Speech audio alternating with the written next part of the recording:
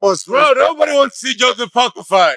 What? Why not? Nobody wants to see it. Just shut us You don't sell shit. I'll smash You don't sell shit. I'll smash him again. You don't sell shit. Bro, First fight was, okay? Yeah, it's got to be, isn't he? You'd have to look. He's gone from the cruiserweight division where he's reigned, gone into everyone's backyard and beat them up on their own patch. He's gone to the heavyweight division, which I didn't think he'd be able to fully. I thought he'd win a version of a world title at heavyweight. I thought he might be able to nick it off someone like a Joseph Parker or someone like that. Yeah. But to go up there and face the biggest and the baddest. Maybe it's Tyson Fury. Maybe we have three options. Derek Chisora and Anthony Joshua.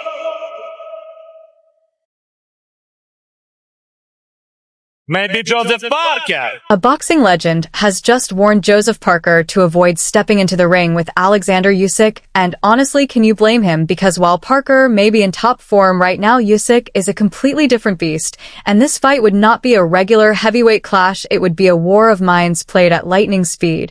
And the moment Parker enters that ring, he puts everything on the line against a man who is already taken apart. Anthony Joshua not once, but twice, so the real question is will Parker risk it all or walk away before it is too late? It's a risky fight. For Joe, it's a risky fight because there's no upside to beat Moses for Joe. Roy is absolutely right, because Usyk is not held back by boxing politics, and he has earned the freedom to make his own choices, as he proved when he willingly gave up the IBF belt only to silence his critics by reclaiming it with style. And that move was not just a display of confidence, it was a statement of pure dominance. And while Parker might be chasing a golden opportunity, Usyk is busy carving out a legendary path, defined entirely by his own rules. He's a guy who can do whatever he wants to right now. He vacated the IBF, he went and got it back. You understand me? So it's just fun for him right now. So he can do whatever he wants to do. And he can fight whoever he wants to fight. So if they demand him to fight somebody, they make it like they gonna force him to do it, he gonna say, forget y'all, take your belt and do what you want to do. The age talk has begun as he stands at 38, still untouched at the peak, and while some suggest he should retire, while still ahead, Usyk shows no signs of slowing down because he is not avoiding challenges, he is busy making history. And even though Parker is the younger fighter, Usyk's experience, discipline, and unmatched footwork continue to make him the most dangerous man in the entire division. But let's also remember that Usyk is 38 already. So me personally, I like Usyk. I've known him. He trained in my gym, in Oxnard, and they're great people. Him and Klimas, we nothing but respect for that team. I would love to see him retire. The excitement is building, but let us not get carried away, because although Parker is riding a hot streak with 3 impressive victories and sharp footwork, some call his resume untested, and the only real danger might lie in his own confidence, since Usyk thrives on taking on larger, stronger opponents, and he already broke Joshua mentally. So for Parker, this challenge is far more than Everest. I actually do think it's a good fight. I also think it's a pretty dangerous fight for Usyk. A lot of people are going to be like, oh, what about these younger guys like a Moses Atuma? I think it's a little too early for them. Joseph Parker is a guy who's a seasoned pro. He's got a lot of experience. He's a former world champion. He's big for the weight class. He's athletic, and he's coming off a 3-fight win streak that rivals any one of the top contenders right now. Still, Team Parker is pushing hard for that opportunity, and Andy Lee's frustration is now starting to surface because his desperation is obvious and perhaps even justified, since Parker's camp knows time is running out, but pretending that Usyk owes anything to Parker is simply not true. And even if Joe has earned his chance, he is walking into shark-infested waters, because fighting Usyk is not something you beg for, it is something you prepare for with every ounce of discipline. And if Parker believes this is just another challenger moment, then he is in for a brutal and unforgettable shock. We've been trying for so long to get a world title. It's been so frustrating. No one can deny he doesn't deserve his chance. Apparently Usyk's on holiday, couldn't wait for him to come back. They got 30 days to engage in negotiations. I don't know. He just needs to fight, Joe. whether it's Usyk or the next best challenger. Who could it be? Who would fight? Parker speaks with confidence and credit to him because under Andy Lee he has found his rhythm, and bringing in Lockhart proves he is serious about preparation. But here is the truth: confidence alone is never enough against Usyk, because every fighter believes in themselves until they stand across from a southpaw magician who glides like a middleweight and calculates like a chess grandmaster. And while Parker can train harder, adjust his plan, shift his diet, and sharpen every tool, Usyk is the kind who adapts mid-fight and already nullified the size and strength of AJ, which means Parker's entire approach could be dismantled step by step. And this is not the kind of battle where effort alone wins, because this is a mental marathon, and Usyk never tires. Yet despite all this, Parker is speaking like a man ready for war, and that has led some experts to call him the best possible contender for Usyk right now. What makes you think that you've got the toolkit to dethrone him?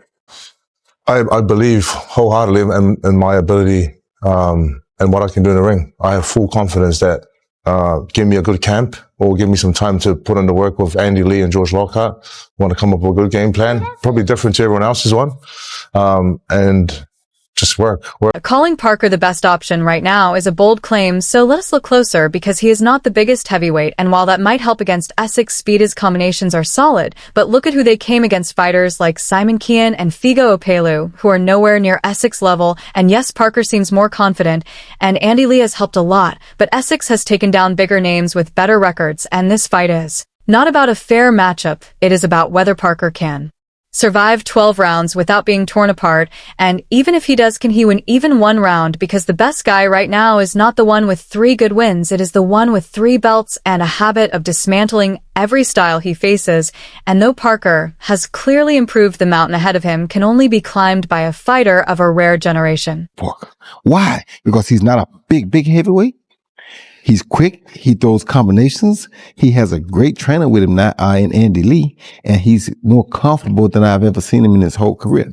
And so I think that is actually a very good fight for both fighters, and this is the very best time for it, because the call-outs might seem ignored, but not because Parker lacks merit. Rather, it is because OS operates on an entirely different plane where he no longer entertains challenges, he demands respect. And yet this speaker has a point, because if a fresh challenger must be chosen, Parker seems the logical pick, as fans are curious about this matchup, not due to a balanced fight, but because OSK has yet to face someone with Parker's exact combination of speed, frame, and timing.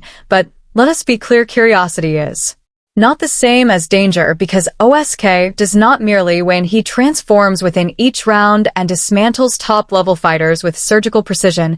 And though Parker's calm nature and solid record deserve praise, he has never encountered a technician with this level of accuracy. So if Parker truly wants this shot, he will surely get it. But as history tells us, callouts do not shake the man from Ukraine, they simply become the first page of another flawless dismantling. On deaf ears? Unfortunately, it will. I appreciate the call out. I appreciate that. I remember he did it with Dylan White and Anthony Joshua last year. And every one of them, they just get better and better. I loved it. I absolutely loved it. I will say this now, right? I would rather see Parker versus Usyk than Dubois versus Usyk. I'll say it now. Really? I don't think we'll get Parker with Usyk. With Parker now sitting in a mandatory position, his title shot may be inevitable, and whether anyone likes it or not, this is now less about deserving a shot and more about surviving it, because boxing politics have placed him next.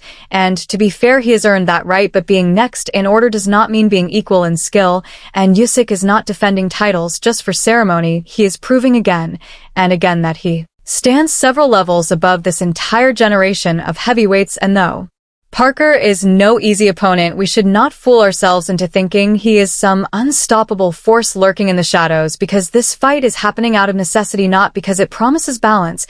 And if Usyk brings the same style he used against Joshua, using footwork, distance, and psychological pressure, then Parker will learn the hard way that mandatory status often comes with mandatory consequences, because being next for Usyk is not an opportunity, it is an invitation to witness firsthand what a masterclass in public dismantling looks like. All our guys, we work very hard, and all of them they're either mandatories or interim champions, all ready to go to fight the winner. And now even Tony Bello has entered the conversation, pushing strongly for this fight to take place, and his support only adds more intensity to the build-up. But let us not forget that Bello himself once faced Usyk, and despite all the talk and a brutal training camp, he was still taken apart with precision. And maybe That is exactly why he wants Parker to step in, because he recognizes the same confidence, but possibly also the same doomed outcome, and while Bello's support may stem from genuine respect deep down, he knows what kind of opponent Usyk truly is, and if Parker follows the exact same path Bello once walked, the result could be hauntingly similar, because even though Parker has a strong chin and impressive work rate, Usyk possesses a rhythm that destroys even the best-laid strategies. And if Bello is calling for this fight, then one thing is certain: this is no longer just hype, it is a battle being shaped in real time. But if it does happen, someone needs to quietly remind Parker how it ended last time, when a confident man stepped up with a plan and was left unconscious, draped over the ropes. Parker. Yeah. The whole heavyweight division owes Joseph Parker, so I'll just say that straight away now. He gets his arm raised and he sails off into the sunset. I think if this guy wins, he's literally done it all. He'll be... Would you want Joseph Parker's name on your ledger, though? I mean, He's maybe, the last one, possibly, maybe Palmer is the only one, but I knowing him, he probably will. But if I was him, what he's done at cruiserweight, what he's done at heavyweight, he's cleaned out all the top guys, minus Joe Parker, because he hasn't had the opportunity yet. Now, I love Big Joe, but you would have to favour Usyk in a fight against Joe. If I'm Usyk, I don't even like this game. I hated this game. I had to get out. I've done it. I've completed it. I've done it. Yeah, do you know what? I might be making a U-turn now. I might be saying Parker, then retire. Yeah. Parker, then retire. Then you've This one captures it perfectly, because while Parker deserves credit for doing everything required, this is not about earning a chance, it is about surviving against one of the most gifted technicians boxing has ever seen. And sure, Parker has quick hands and respectable output, but let us be honest, losses to Dillian Whyte and Joe Joyce do not exactly scream readiness for OSK, and we're talking about a fighter who made neutralizing Anthony Joshua look effortless, and those who troubled Parker would not last 5 rounds with OSK, because this is not about chasing a payday, it is about facing the smartest southpaw of this era. And while Parker might have earned his place, there is a big difference between entering the ring and truly being in the fight.